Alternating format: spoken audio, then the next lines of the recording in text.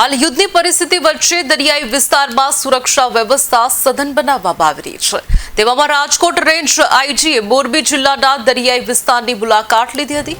પાકિસ્તાન સાથે યુદ્ધની સ્થિતિમાં માળિયાના દરિયાઈ વિસ્તારના લોકો સાથે રેન્જ આઈજી અશોક કુમાર યાદવે વાતચીત કરી લોકોને પરિસ્થિતિ અંગે માહિતગાર કર્યા હતા।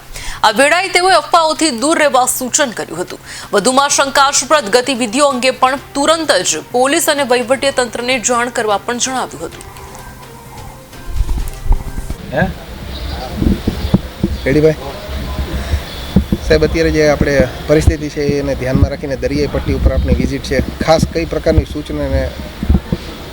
આજે ભારત પાકિસ્તાનના તણાવની વચ્ચે જે માહોલ છે એ માહોલની અંતર્ગત આજે મોરબી જિલ્લાના જે કોસ્ટલ વિસ્તાર છે એ તમામ ગામડાઓની આજે મિટિંગનું આયોજન કરવામાં આવેલું છે।